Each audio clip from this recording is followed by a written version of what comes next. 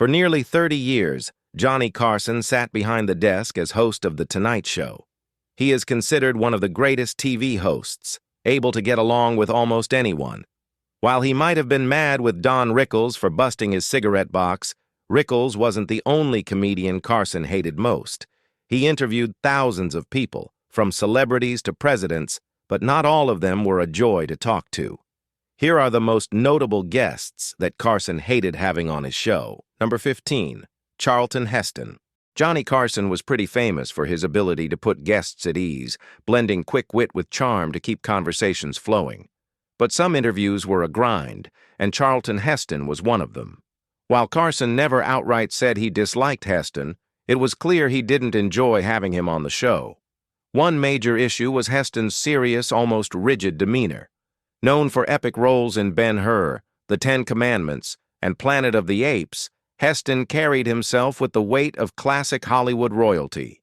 Unlike actors who could laugh and banter, Heston stayed formal and intense. He also had a tendency to ramble, often giving grand, overly serious responses instead of sparking lively dialogue. Add in his outspoken political views, especially later as NRA president, and it made things even trickier. Carson, who preferred light, fast-paced exchanges, likely found Heston's heavyweight presence a mismatch for late-night TV. Behind the professionalism, those interviews felt more like work than fun. Number 14, Mr. Rogers. Carson and Fred Rogers, a.k.a. Mr. Rogers, were both television legends, but their styles couldn't have been more different. Carson, famous for his sharp wit, dry humor, and ability to poke fun at his guests, thrived on spontaneity and lively exchanges, while Rogers was soft-spoken, deeply sincere, and avoided anything resembling confrontation or comedy at someone else's expense. That contrast made his appearances on The Tonight Show feel awkward, and Carson reportedly didn't enjoy having him on. Now, the issue was simple. Carson had no room to use his usual comedic rhythm. With most guests, he could tease, joke, and spark playful banter, but Rogers' calm, earnest presence made that nearly impossible. Rogers wasn't there to entertain in the traditional sense. He came to talk about kindness, empathy, and childhood education. While his sincerity was admired, it slowed the energy. Their differences created a conversational dead zone. No friction, no spark. Carson respected Rogers, but their chemistry just wasn't there. Number 13, Bob Hope. Well, despite being two of the most iconic figures in comedy, Johnny Carson and Bob Hope had a working relationship that was anything but friendly. Carson, known for his effortless charm and off-the-cuff interviews, reportedly dreaded having Hope on The Tonight Show. Now, this is because Hope's rigid, scripted style clashed completely with Carson's love for loose, natural conversation, resulting in some of the most forced interviews in the show's history. By the time Hope became a regular guest, he was an aging performer who leaned heavily on cue cards and recycled one-liners. Instead of engaging in real banter, Hope treated the appearance like a monologue, expecting Carson to feed him setups. The interaction felt robotic. Worse, Hope's team would send pre-approved jokes and talking points ahead of time, reducing Carson to a prop. Carson once compared the experience to interviewing a giant promotional machine. Hope's legacy was untouchable, but his visits were pure obligation, and Carson hated every second. Number 12, Chevy Chase. Johnny Carson was known for making nearly any guest feel welcome, but Chevy Chase was a clear exception. The Saturday Night Live alum, famous for his breakout as the original Weekend Update anchor, carried a reputation that rubbed Carson the wrong way. One of the main reasons was arrogance. Chase often gave off an air of smugness and self-importance that clashed with Carson's more relaxed, yet authoritative hosting style. While most comedians came ready to play along, Chase's sarcasm and deadpan delivery leaned toward mean-spirited. Carson preferred sharp wit wrapped in charm. Chase, on the other hand, often disrupted the flow with jokes that felt cold rather than funny. Their on-screen interactions came off as stiff and disconnected. Carson also had a keen radar for younger comics trying to position themselves as his successor. Chase's rising fame only added to the friction. Instead of a fun guest, Carson saw a rival, and that lack of warmth showed every single time Chase sat in the chair. Number 11.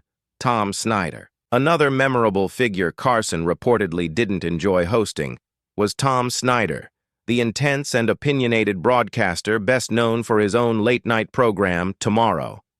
Though both men were icons of the genre, their personalities couldn't have been more different. Snyder had a booming presence and a habit of dominating the conversation. As a seasoned interviewer himself, he often took over the discussion, speaking at length and occasionally overshadowing Carson on his own show. Carson, who preferred a laid-back, conversational rhythm, likely found Snyder's overpowering energy hard to manage. Snyder also had a habit of promoting himself excessively and came across as brash, traits that clashed with Carson's preference for guests who respected the balance of the show. Unlike most guests who let Carson steer the moment, Snyder talked endlessly about himself or his own projects. Their opposing temperaments, Carson's reserved nature versus Snyder's confrontational style, created a disconnect. And given that Snyder's show aired after Carson's, it's likely there was some rivalry too. Number 10. Joan Rivers. The relationship between Carson and Joan was tricky, starting with admiration and mentorship and ending in deep resentment. Early in her career, Rivers was one of Carson's favorites. He admired her sharp wit, fearless humor, and quick banter, even making her a frequent guest host. But things took a hard turn in 1986, leading Carson to not only cut ties, but ban her entirely from the show. Carson had given Rivers one of her first big breaks in 1965, and by the early 80s, she was seen as his likely successor. Still, despite their chemistry on air, Carson reportedly found her brash, intense personality difficult to manage. What ended it all, though, wasn't her style. It was betrayal. In 1986, Rivers accepted a job to host her own late-night show on Fox and failed to tell Carson personally. He felt blindsided. When she called, he never picked up and never spoke to her again. The ban lasted nearly 30 years until Jimmy Fallon finally invited her back. Number 9. Frank Sinatra. Johnny Carson and Frank Sinatra were two giants in entertainment, but their interactions on The Tonight Show were occasionally laced with tension. Sinatra was undeniably a magnetic guest whose appearances drew huge attention, yet Carson reportedly didn't enjoy hosting him. One reason was Sinatra's larger-than-life personality and frequent arrogance, which sometimes made him a difficult presence. Known for being dismissive or curt when things didn't suit him, Sinatra occasionally clashed with Carson's laid-back professionalism. Carson valued control over his show and expected guests to respect the format. Sinatra, used to commanding every room, often ignored those unspoken rules. In one famous moment, he interrupted Carson's monologue mid-joke, clearly a power move. Behind the scenes, Sinatra's entourage and high-maintenance demands disrupted the show's flow. Still, Carson recognized Sinatra's star power and the attention he brought, but despite the smiles on camera, the underlying friction was real. Sinatra's diva-like behavior often made him one of Carson's least favorite guests to handle. Number 8. Wayne Newton. Johnny and Wayne had one of late-night television's most infamous feuds. While Carson was known for his sharp humor and playful digs at celebrities, his frequent jokes about Newton sparked serious tension, eventually leading to a confrontation that left Carson visibly shaken. Carson often mocked Newton's flashy style, theatrical performances, and polished image, subtly questioning his masculinity. Unlike other stars who laughed it off, Newton took offense. Proud of his achievements, he didn't appreciate becoming a recurring punchline. The situation escalated when Newton confronted Carson in person. Reportedly storming into his office, Newton used his intimidating presence to demand the jokes stop, implying there would be consequences if they didn't. Carson, who rarely backed down from a jab, was deeply rattled. Afterward, the jokes stopped, but the relationship never recovered. Although Carson remained professional on air, having Newton on the show felt tense.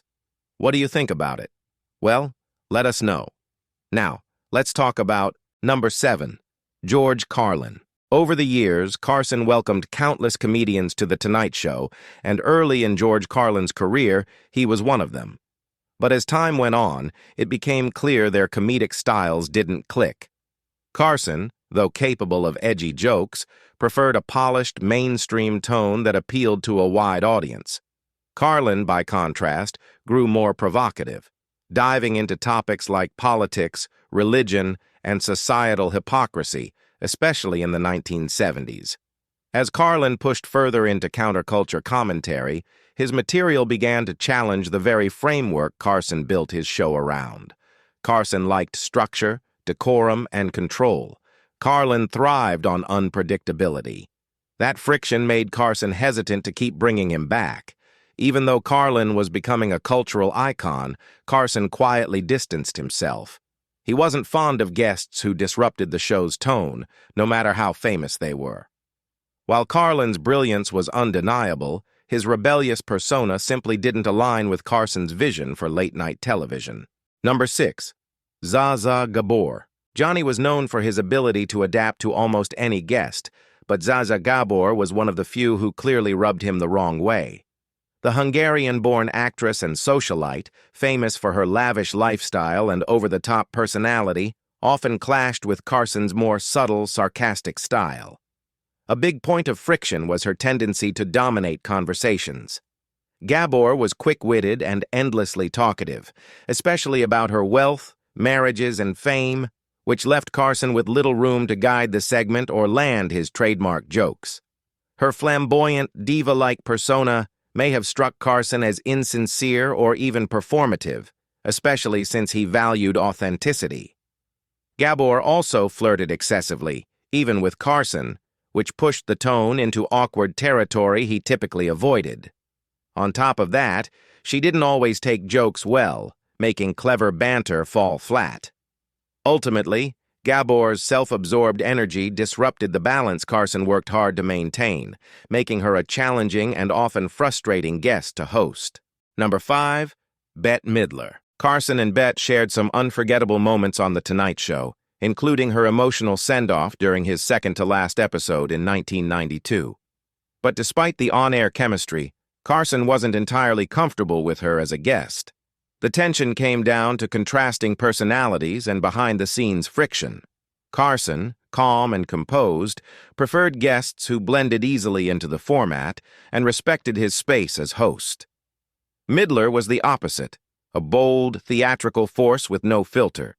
Her big energy and commanding presence often clashed with Carson's more reserved approach, sometimes making their exchanges feel off-balance.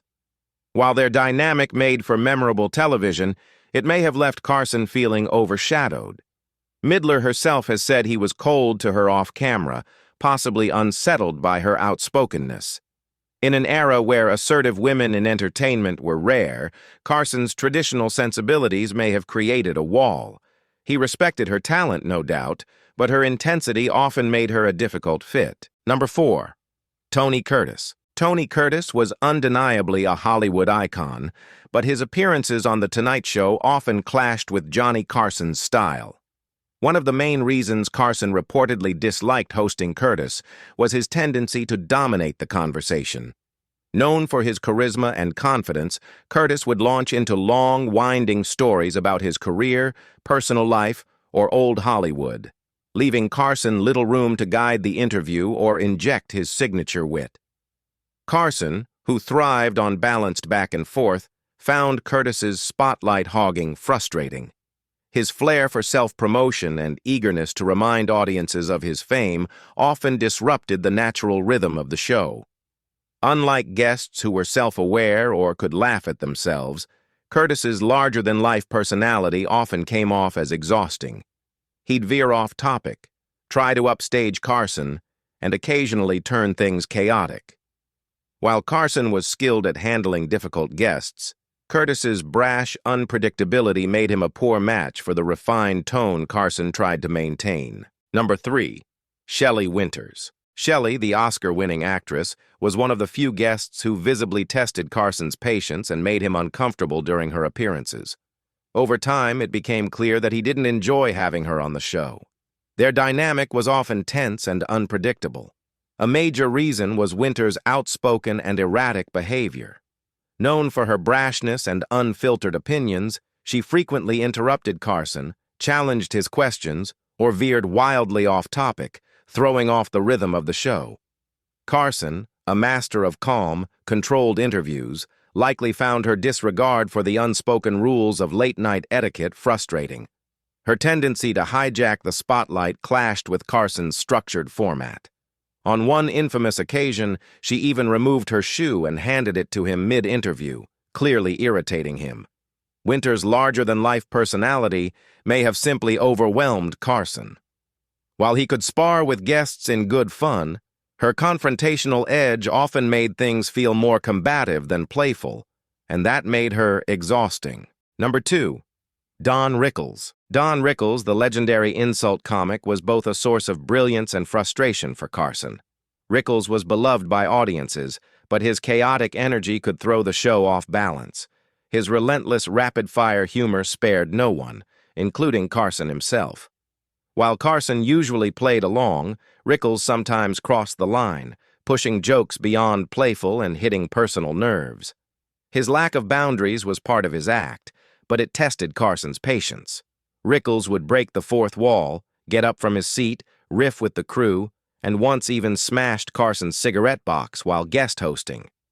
That moment led to Carson storming the set of CPO Sharkey, half joking, half annoyed.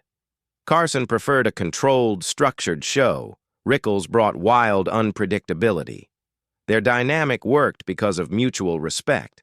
But there's no denying Rickles occasionally overwhelmed the stage. He was brilliant, outrageous, and unforgettable, but also one of the few guests who consistently challenged Carson's control. Number 1. Harry Bellfonte. Carson, the undisputed king of late night, was admired for his effortless interview style, but not every guest made it easy.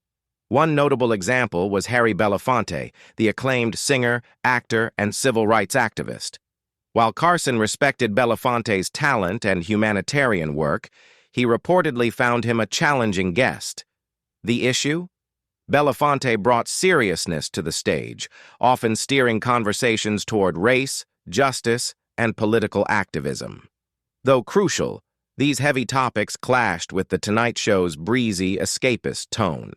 Carson preferred entertaining, non-confrontational interviews and found it hard to weave in humor when the mood turned heavy. Though skilled at handling diverse personalities, Carson rarely dove into sensitive issues like race or inequality, subjects Bellfonte frequently addressed. His audience tuned in for laughs, not lectures, and that mismatch in tone made for awkward moments.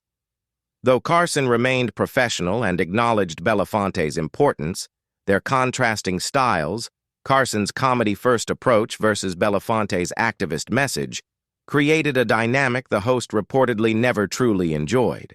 If you've enjoyed this video, be sure to like, share, and subscribe for more content like this. Thanks for hanging with us, and we'll see you soon in the next one.